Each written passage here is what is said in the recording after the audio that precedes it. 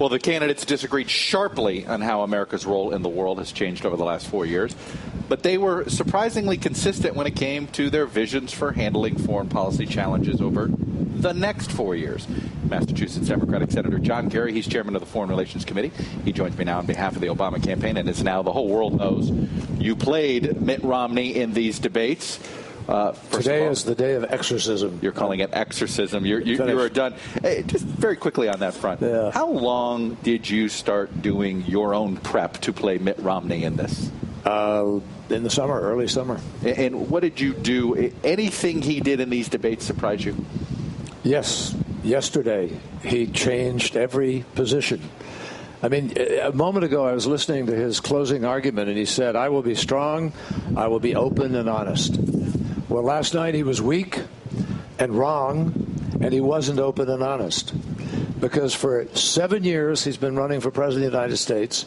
For the last year, he has been criticizing Obama for his policy in Syria, policy in Iran, policy in Afghanistan, policy in Pakistan, policy in the Middle East, policy vis-a-vis Israel. Last night he came in and agreed. So the American people simply cannot trust Why do you believe he did Mitt Romney. I think he did it because he wants to take foreign policy. He thought that he could come in, agree, and he could fool people.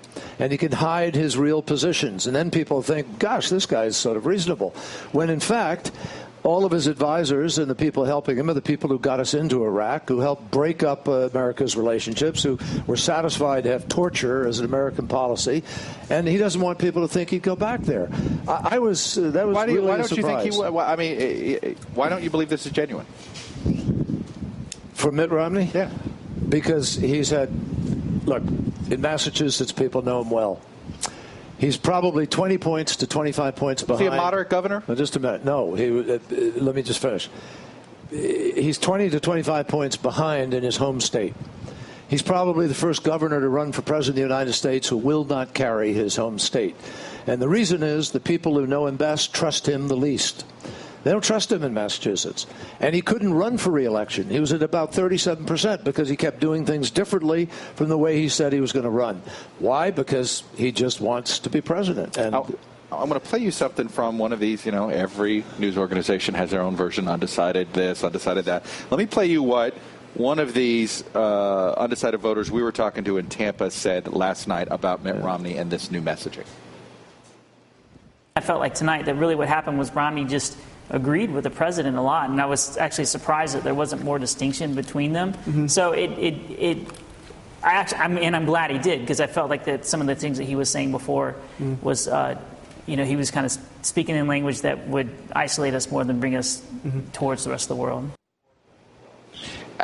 If that is the Mitt Romney that's president, would that make you feel better? No, because, Chuck, having run for president of the United States, I have a fundamental belief that you have to tell the truth to the American people and you have to have real plans. What we know about Romney that is real is that he has a $5 trillion tax cut, 20% off the current rates, extend the Bush tax cuts, keep capital gains, don't change the estate tax, keep some other things. So all of that adds up to $5 trillion. He wants $2 trillion more for defense spending. That's $7 trillion. If I was generous and gave him every single deduction that there is, and we'll say, okay, we'll give him back to you, but he's already said he doesn't want them all, you get $2.5 trillion. The difference in those is a $5 trillion hole. He says to America, I will not raise the deficit. Yes, you will, Mr. Romney, because your plan doesn't add up. And so, he's just not telling the truth to America. And I don't think that's the way a president ought to run for president. But most importantly, how can you elect somebody where they're hiding their positions, where you can't trust where they're going to take the country? Now, President Obama has been successful in helping to turn the economy around. We have the lowest level of jobless claims in 4 years, the lowest level of job rate in 4 years, the lowest level of foreclosures in 4 years. The stock market's been strong. 401ks are up. We're in resurgence. Let me just finish one thought. All right. I know you want to go up, but this is important.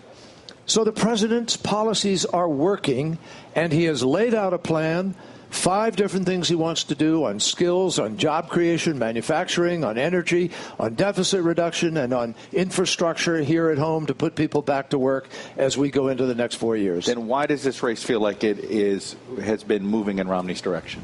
I think obviously everybody knows the president didn't have a great first debate, and that changed the dynamic. We all understand that. But the president said the last two debates have been superb. He won both of them. Going away. I mean, last night, listening to Mitt Romney was like listening to a candidate who was running on Cliff Notes or who had Rosetta Stone foreign policy. I mean, here we go. We got the top line. I got a few facts about this country, but I really don't have a policy. In this dangerous world today, you cannot elect a man president who really doesn't understand the world. This is the least foreign policy experienced presidential candidate ever presented to the country in modern times. I want to ask you something about sequester. It came up. It was obviously the part of the big bayonet line that the president used. But the president said something specifically about sequester that the campaign ended up walking back. Let me play it for you. The sequester is not something that I proposed. It's something that Congress has proposed. It will not happen. He said it factually, it will not happen. The president appeared to take that off the table. David Plouffe walked it back and said, no, everyone agrees it should not happen. What's your sense on this? I understand nobody wants this to happen. But by saying that, do you think that it messed up the negotiating stance of the Democrats here? Not in the least. I have heard from more Republicans who are prepared to do what they think is reasonable, which is not what Mitt Romney is proposing. Mind you, Chuck, Mitt Romney has signed the Grover Norquist pledge not to raise any revenue. He doubled down on it in both debates, correct? He said, I won't take 10 to 1, I won't raise revenue. That is the formula for gridlock. That is what stopped the super committee that I served on from getting an agreement because they signed a pledge to a lobbyist. And sequester is going to happen. Are you and let me finish the thought. I want to finish the thought. Here's the thought. Don't allow. Many Republicans have come up to me and said, we've had enough of that pledge. We have to move forward. But not Mitt Romney. He's running on the pledge. But the Republicans in the Senate say won't do it. They won't do it because you'd lose 3 to 4% of GDP. You'd lose 700,000 jobs rapidly. It would be disastrous for America. I personally do not believe sequester will happen. Senator John Kerry, we are looking forward to the John Kerry-Rob Portman debate at this point. We want to see the two of you go at each other. Both of us want to go back to being John Kerry and Rob Portman. Fair enough. All right. Thank you, sir. Thanks for coming on this morning.